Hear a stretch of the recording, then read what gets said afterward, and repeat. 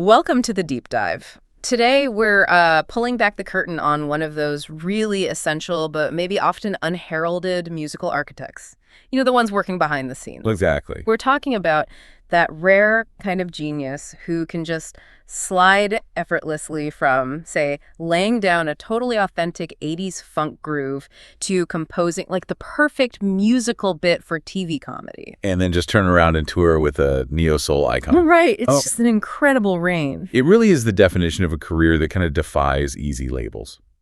We're diving into the life and work of Katreese Barnes, who sadly passed away in 2019. Now, a lot of you, especially if you grew up watching TV in the 2000s, you probably know her face, maybe her name, mainly from Saturday Night Live. Yeah, she was there for ages. A full decade. And she really helped define the sound of musical comedy on that show. But honestly, that's just one part of her story. Okay, so that's our mission today, right? Just give you the full picture. Yeah. Because she was this brilliant multi-instrumentalist, sax, piano, vocals, composer, producer. We need to explore, her foundational work in R&B and then how that mastery sort of propelled her into all this session work with huge stars. And how all those different skills, that whole toolkit, ultimately made her indispensable in, one of the highest pressure jobs in live television at SNL. It's a fascinating contradiction, isn't it? You've got this Grammy-nominated producer, this world-class touring saxophonist. Who's also the woman winning Emmys for writing comedy sketches you still quote today. Exactly. She covered this huge spectrum. How did she manage that kind of, artistic schizophrenia? Well, let's unpack it. To really get how she ended up on stage at 30 Rock, you kind of have to rewind. Go back to where she started. Fort Carson, Colorado, right. That's where she was born. Yep.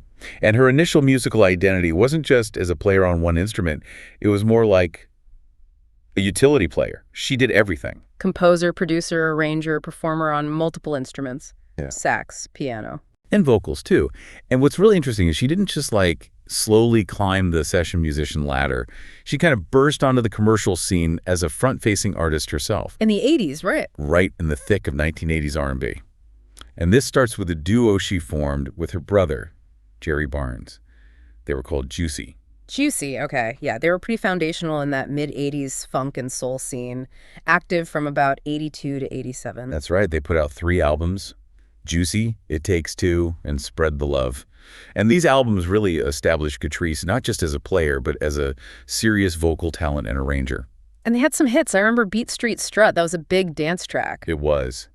But the song that really cemented their legacy and Katreese's arranging chops was the 1986 hit Sugar Free. Ah, okay. Now that sound, if you're a fan of modern R&B or hip hop, you probably know that sound, even if you don't know the name Juicy. Absolutely. Sugar Free is like an essential blueprint for that specific 80s electro-funk sound. It's been sampled endlessly. So her composition, it wasn't just catchy, it had this texture. Exactly. A specific, thick, authentic texture that producers recognized. They knew it was a perfect foundation they could build on for later hits. So she starts out creating hit R&B, showing she's got this fluency in complex rhythms, harmony. And then Juicy disbands. Right. And she pivots. But she doesn't lose that expertise. She sort of weaponizes it. Okay, so that pivot is the bridge. She takes that composing and arranging skill, the stuff she learned making her own albums. And transitions into being this top-tier session musician and producer. She wasn't just getting hired to, play a sax solo. She's doing more. Much more. Arranging horn charts, structuring backing vocals, composing little transitional bits. This really high-level technical skill in R&B, jazz fusion arrangement. It made her perfect for high-stakes, quick turnaround work. Which is exactly what you need for live television. Bingo. And that sets the stage for her next big chapter, television. Which brings us to 30 Rock, the SNL decade, basically 2000 to 2010. 10 years where she was like the anchor of the SNL band. Mm-hmm. The constant musical presence audiences relied on, even if they didn't always see her face, And her role there was intense. Oh, incredibly demanding. She wasn't just the pianist, she was a composer and maybe most importantly, the musical director for the entire SNL band. Wow. What does that actually involve on a show like SNL? It means managing dozens of musicians, arranging music for all the celebrity guests who come on, composing brand new musical cues totally on the fly, sometimes with only minutes to spare. during a live broadcast. That sounds insane. It's an absolute pressure cooker. Okay, wait. So she's writing these deep funk grooves in '86, and then 20 years later, she's basically running the entire musical operation for the most chaotic live sketch show on earth.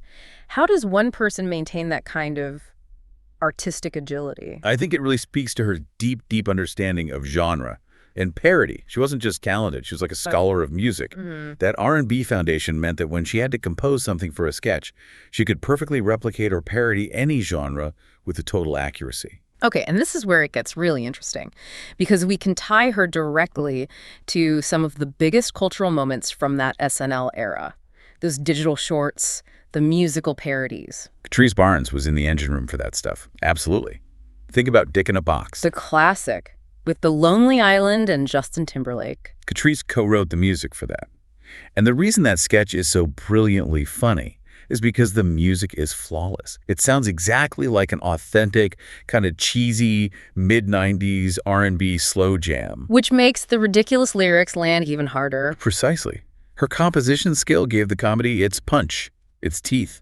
And she brought that same kind of sonic personality to other recurring bits too, right? Like, what up with that? Yep. The music behind those segments and all those elaborate song and dance routines Justin Timberlake used to do in his monologues. She was involved in those too. Oh, yeah. Her musical stamp is all over that entire decade of the show. And this wasn't just fans noticing. She got serious recognition for it. 2 Primetime Emmy Awards for outstanding original music and lyrics. Which is huge. Okay, when were those? First one was 2007 for Dick in a Box. Yeah.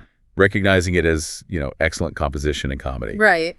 And she won again in 2011 for the music in one of those Justin Timberlake monologues. Yeah. That's basically the highest honor for composing in television. It confirms her work wasn't just functional, it was essential to the show's humor. But we can't let those 10 years at SNL overshadow everything else she was doing. No, absolutely not, because she had this parallel career as a session musician and producer. Work she was doing before SNL, during SNL, and after SNL. It's genuinely hard to reconcile the person running the SNL band with the person who is also anchoring the live sound for some massive names in, serious music. Right. And she wasn't just sought after as a keyboardist. She was a fantastic sax player and a really powerful vocalist, too. Who did she work with? I know the list is long. Oh, it's incredibly broad. You've got Billy Joel, Sting, Bette Midler, Mariah Carey, Alicia Keys. Wow. But for me, the collaboration that really shows her depth, her musicality, is D'Angelo. Okay, yeah. The king of neo-soul. Known for those really dense, layered, complex arrangements. What did Katreese bring to that sound?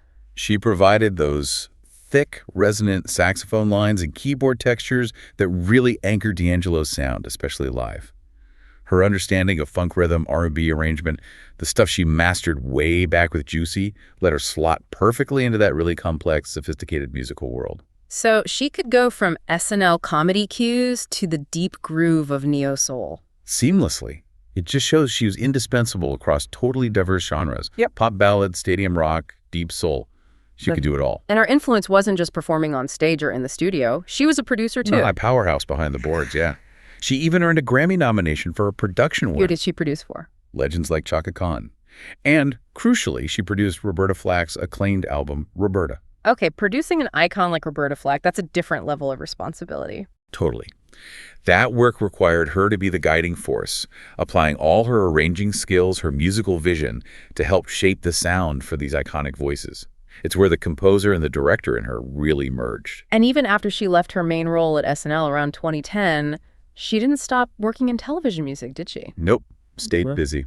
She went on to be the musical director for The Rosie Show on Oprah's network, OWN, and she was the band leader for that competition show, Oh Sit, on the CW. Right, I remember that. And then in her later years, which is kind of a beautiful full circle thing, she focused on her own artistic voice again. Stepped back into the spotlight as a solo artist. She released an EP. Yeah, called Something to Consider.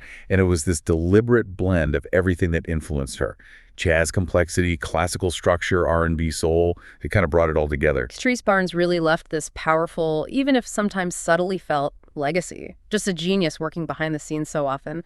Passing away in 2019, only 56, from breast cancer. Yeah, far too young. It's just that career path. From 80s funk star to Emmy-winning comedy composer to neo-soul collaborator, it feels almost impossible to replicate that today. So what's the big takeaway here for you, the listener? Katreese Barnes managed to shape, like, 3 distinct musical worlds at the same time. Right. She's driving chart-topping R&B with Juicy, Defining a whole decade of viral TV comedy at SNL. and providing the instrumental backbone for some of the absolute biggest names in pop and soul. Her life story really reminds us that the most essential figures in music are often the ones who are fluent in multiple disciplines. You know, the pianist who can also play sax, the composer who can produce, the director who started out in a funk band. It took that incredible combination of R&B authenticity and high-level compositional skill to do everything she did. Which leads to a final thought, maybe something for you to consider. How many of the most recognizable musical moments in pop culture, those theme songs, the viral hooks, the iconic arrangements, how many were actually driven by these incredibly versatile, multi-talented figures like Katreese Barnes? People whose influence stretched across genres that seemed totally separate, comedy, R&B, jazz, pop, but they made sure even the parody sounded pitch perfect. Exactly. People working behind the scenes making it all happen. So next time you listen to a classic D'Angelo track, or maybe you rewatch an old favorite SNL digital short, just take a second to consider the immense complexity and the sheer musical skill of the mind behind that sound. Thanks for diving deep with us today.